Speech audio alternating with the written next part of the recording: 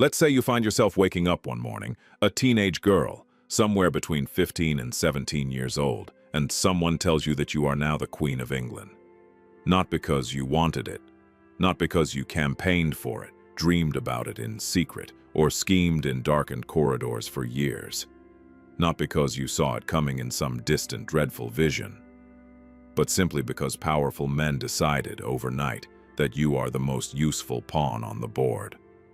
And when powerful men in the 16th century decided something like that, you did not say no. You don't celebrate. You don't leap from your bed and run to the window to shout it to the morning sky. Instead, according to the accounts of those who were there, you weep. You fall to your knees. You tell the men gathered before you that you are not worthy, that the crown belongs to someone else, that you cannot do this.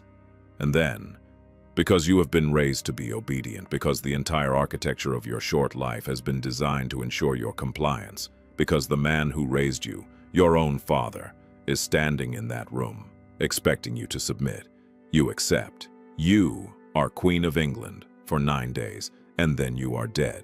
This is the story of Lady Jane Grey, and it is one of the most heartbreaking stories in the long, blood-soaked annals of English royal history.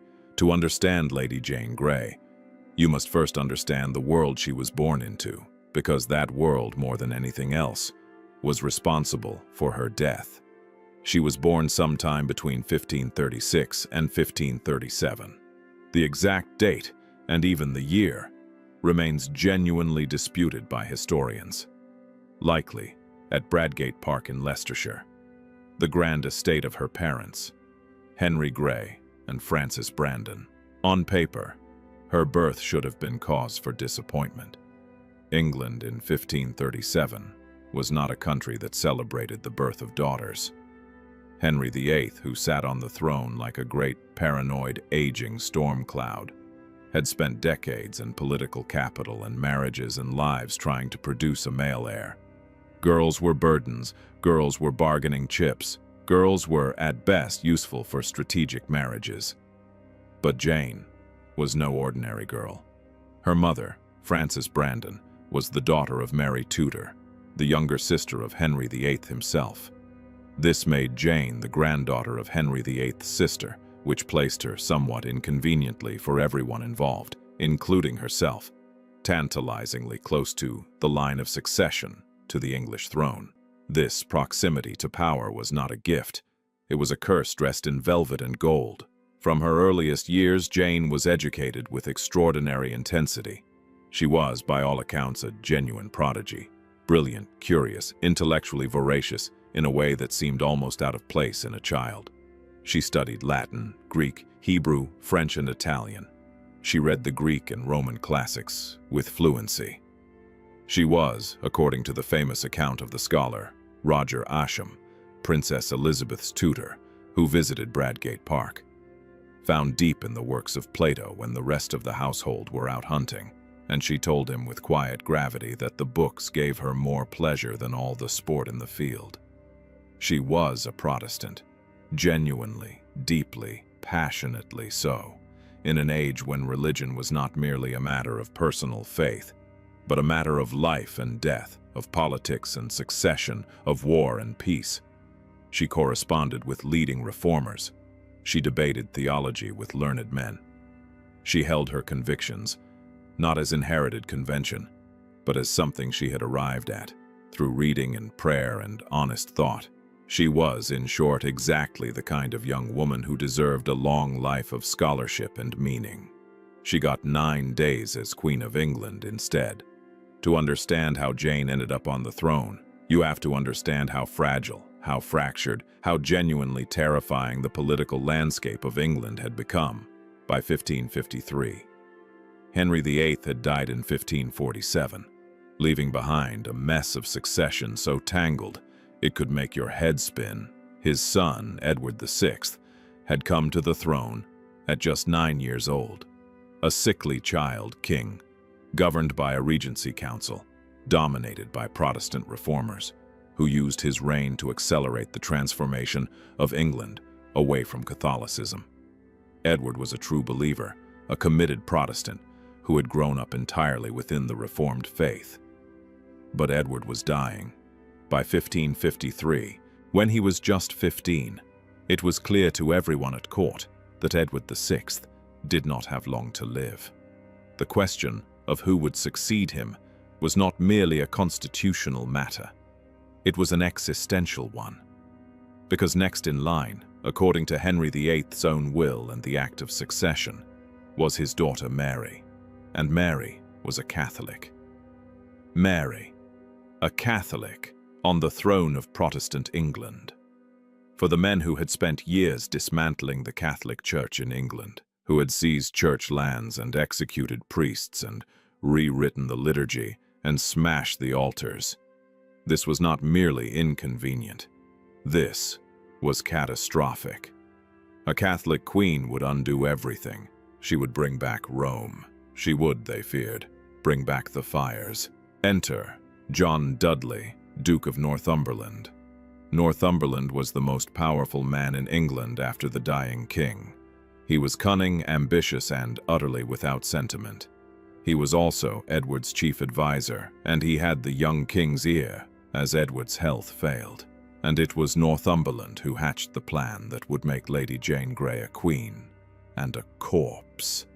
The scheme was elegant in its logic and monstrous in its implications. Northumberland had a son, Guildford Dudley, young, handsome, not particularly distinguished. In May 1553, with Edward visibly fading, Northumberland arranged the marriage of Guildford Dudley to Lady Jane Grey. Jane, by most accounts, did not want this marriage. She reportedly wept when told of it. But her parents, her father, Henry Grey, now Duke of Suffolk, and her mother, Frances, were complicit in the arrangement. Jane was overruled. She married Guildford Dudley in a lavish ceremony at Durham House on May 25, 1553. The calculation was simple and cynical. If Jane became queen, then Guildford became king. And if Guildford became king, then Northumberland, his father, became the most powerful man in England. Jane was not a chosen queen. She was a mechanism for transferring power. She was a vehicle. She was, and this is the most brutal truth of her story, not a person to these men. She was an instrument. Edward VI, driven, as many modern historians now argue, by his own fierce Protestant convictions as much as by Northumberland's influence, rewrote his succession device, a document outlining who should inherit the throne. The old view that Northumberland alone manipulated a passive king into the scheme has been substantially revised. Edward appears to have been a genuine, even zealous participant in excluding his Catholic half-sister. He cut out both his half-sisters, Mary and Elizabeth, and named the Lady Jane and her heirs male as his successors. It was legally dubious. It contradicted Henry VIII's own will. It almost certainly required an act of Parliament to be valid, and no such act was passed. Prominent judges and lawyers had grave misgivings and said so. None of it mattered. Northumberland had the power. The king was dying. The machine was in motion. Edward VI died on July 6, 1553. He was 15 years old. 4 days later, on July 10, 1553, Lady Jane Grey was brought before the assembled nobility and council and proclaimed Queen of England. Some accounts say she fainted when she heard the news. Others describe her as stupefied and troubled. The precise details differ by source, but all agree she did not receive the proclamation with joy. When she recovered her composure, she wept. When they placed the crown before her and suggested she try it on to see if it fit, she refused and said it had not been given to her by right. Those who were present later recalled that she seemed not triumphant but stricken, a girl walking into a trap she could see, but could not escape. The 9 days of Jane's reign are less a reign than a slow-motion unraveling, a story of a scheme collapsing under the weight of its own illegitimacy. Jane installed herself in the Tower of London, which was, in the 16th century, not primarily a prison but a royal palace, the traditional residence of monarchs before their coronations. She began the work of governance, attending council meetings, reviewing documents, performing the administrative functions of a queen.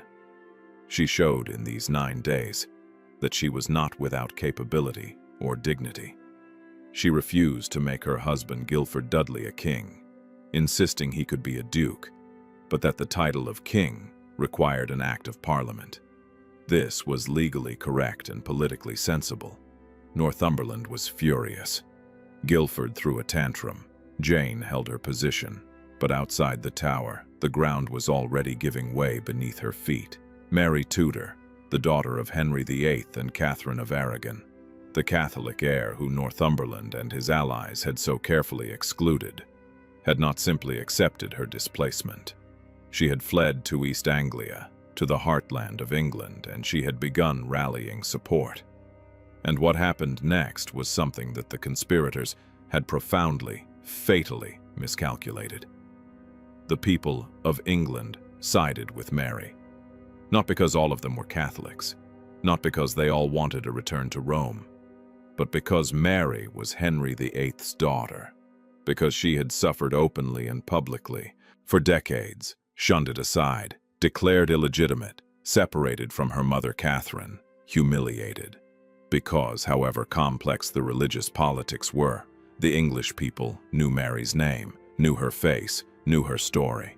She was one of them in a way that this Protestant girl, installed by nobles for their own benefit, simply was not. Town by town, county by county, men declared for Mary. Noble after noble abandoned Jane's cause.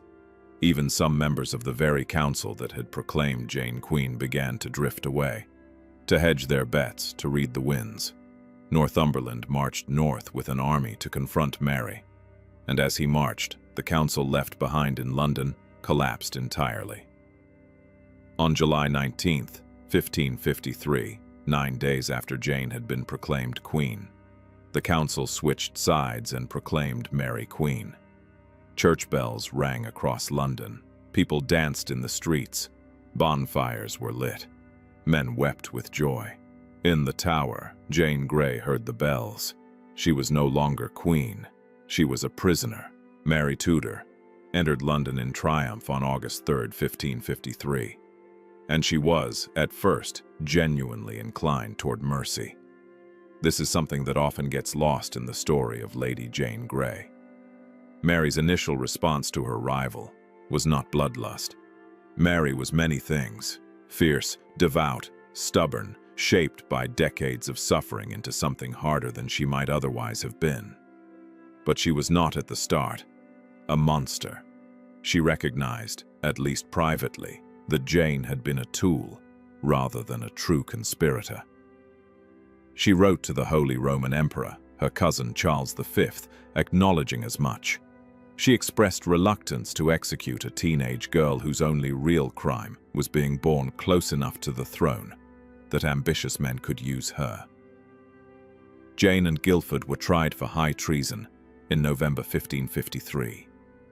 They were convicted, the outcome was never in doubt, and sentenced to death. But Mary did not immediately sign the execution order. She hesitated. She considered pardoning them. There were discussions about whether Jane might be released if she converted to Catholicism. The execution was deferred. Jane, for her part, did not grovel. She did not beg. She wrote a remarkable letter to Mary. Gracious, honest, acknowledging her own guilt in accepting the crown while also, with quiet dignity, making clear that she had been coerced. She continued to read and study in her confinement. She debated religion with John Feckenham, Mary's chaplain, who was sent to attempt her conversion. Their debates were recorded, and they show a young woman of formidable intellectual clarity, gentle in manner, unyielding in conviction, arguing her Protestant faith with precision and without rancor. She would not convert. And then her father, Henry Grey, did something catastrophically, unforgivably stupid. In January 1554, a Protestant rebellion broke out against Mary's reign, led by Sir Thomas Wyatt the Younger. The rebellion was motivated partly by religion and partly by fierce opposition, to Mary's planned marriage to Philip of Spain, which many Englishmen feared would reduce their country to a Spanish satellite. Henry Grey, Jane's own father, the man who had helped put her in this impossible position, joined the rebellion. He was quickly caught. The rebellion collapsed, and any mercy Mary might still have been extending toward Jane Grey evaporated overnight. Mary's advisors, including her Chancellor Stephen Gardiner and the Imperial Ambassador Simon Renard, had been urging her for months that Jane was too dangerous to live, that as long as Jane breathed, she was a focal point for Protestant rebellion, that any discontented Protestant with an army could wave Jane's name like a banner. They had been right in a cynical, calculating way, and the Wyatt Rebellion proved it. Jane hadn't participated. Jane hadn't even known about it, as far as anyone could tell. But her father had. Mary signed the death warrant. She reportedly wept as she did so. The execution was set for February 12, 1554. Jane was somewhere between 16 and 17 years old.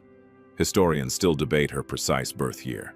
The accounts of her final days and hours are among the most affecting documents of the entire Tudor period. She was calm, she was clear.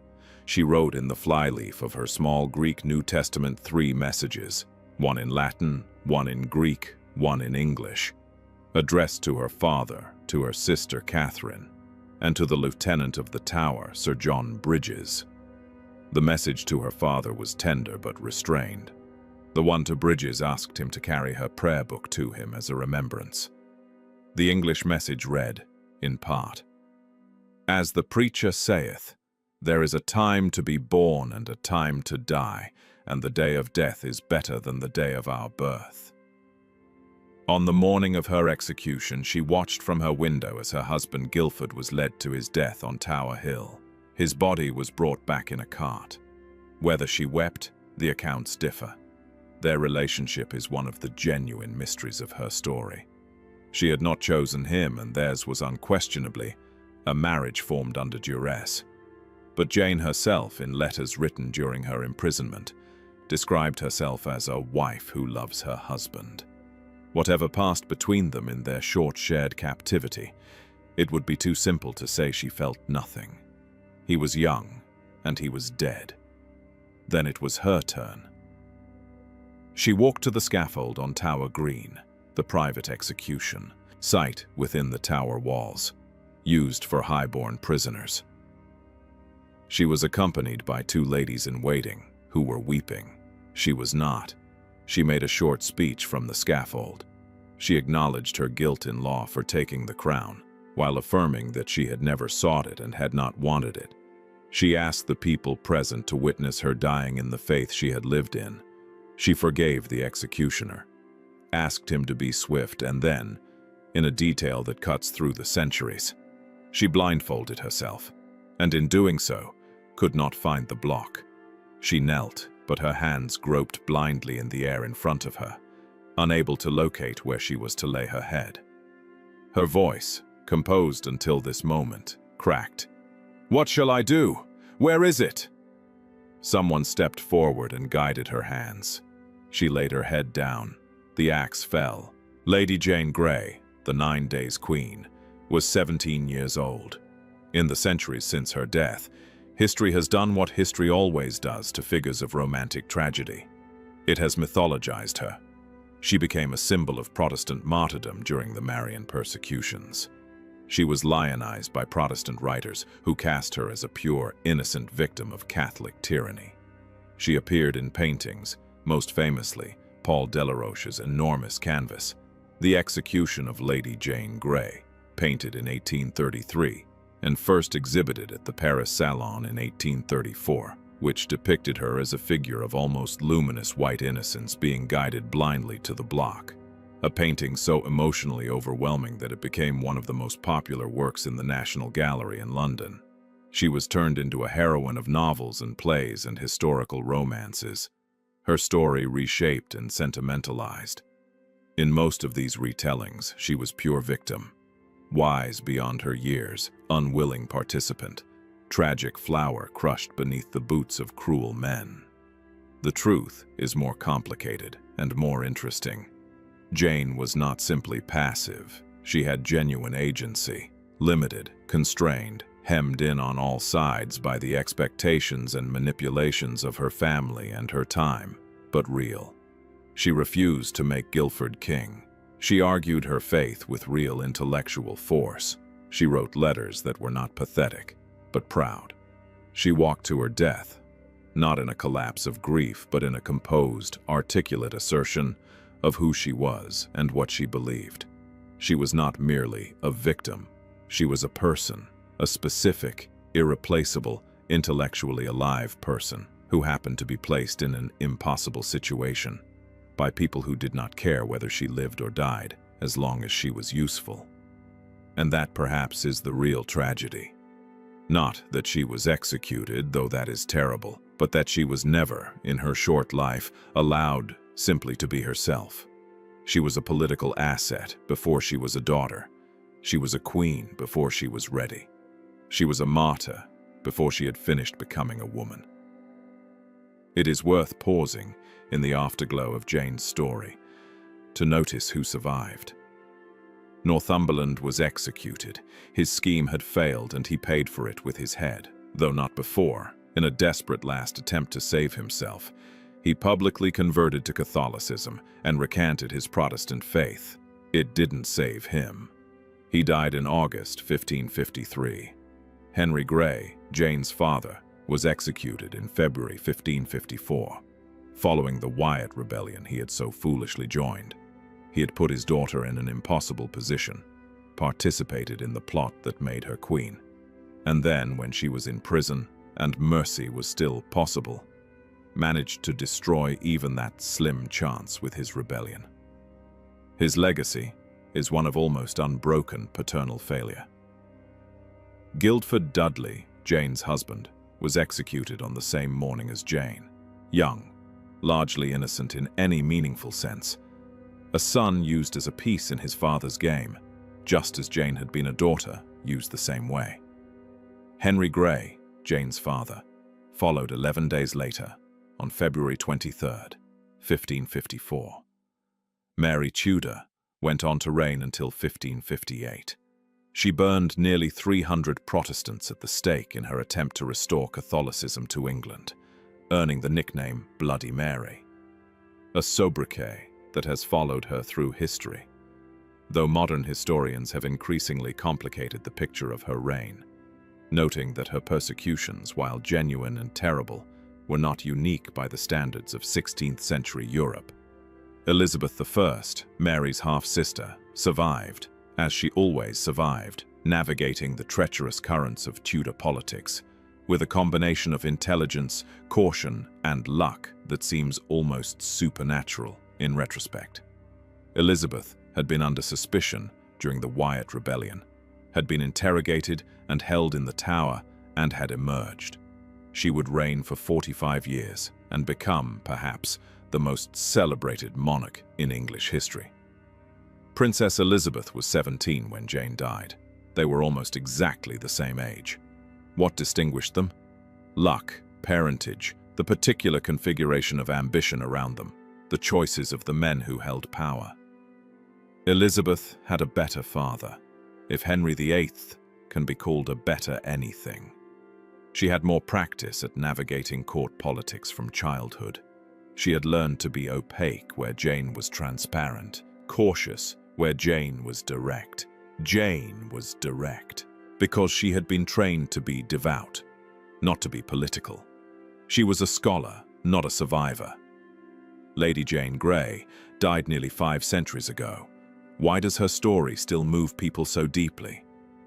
Partly because she was young, a teenager, whatever her precise age, in a world that was already too old and too cruel for her.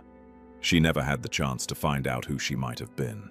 We lost a scholar, a theologian, perhaps a writer of some significance.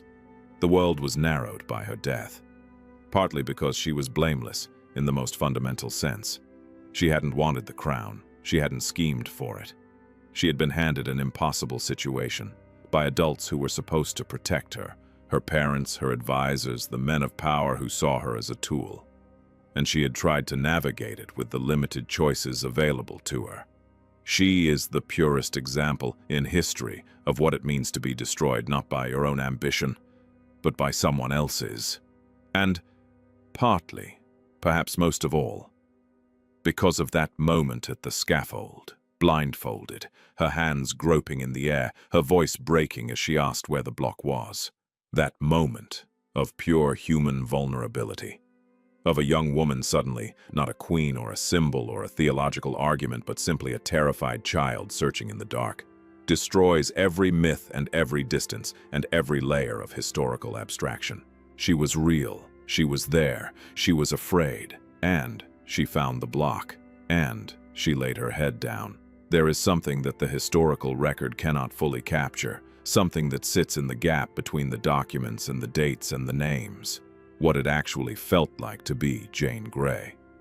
To have been given a mind like hers, brilliant, curious, hungry for ideas, and to have had it shaped entirely by forces outside her control. To have been born female in a world that valued women primarily as instruments of political alliance. To have had parents who treated her as a commodity. To have been married against her will to a man she barely knew. To have been crowned against her will while weeping. To have sat in a tower for months watching her fate be decided by people who had long since stopped seeing her as a person. To have debated theology with the clarity and precision of a trained scholar. To have written letters of quiet dignity. To have refused to betray her faith, even when it might have saved her life. To have walked out into a February morning, cold and pale and final, and to have made that walk with her head up. She did not get to grow old. She did not get to publish her ideas or teach or find out what kind of life she might have built if the men around her had not needed her for their schemes. She did not get to know Elizabeth's long reign or Shakespeare or any of the extraordinary flowering of the age that bore her. She got 9 days as a queen she never wanted to be. And then she got a scaffold. And then she got nothing. But she got this. She got to be herself, entirely, in the moments that mattered most. When they told her she was queen, she wept and argued. When they tried to convert her, she debated and held her ground. When they took her to the scaffold, she spoke clearly and died with her convictions intact. In a world designed to make her into an instrument, Lady Jane Grey remained, stubbornly, irreducibly, tragically, a person. That is both the consolation and the sorrow of her story. That is why 500 years later, we are still saying her name.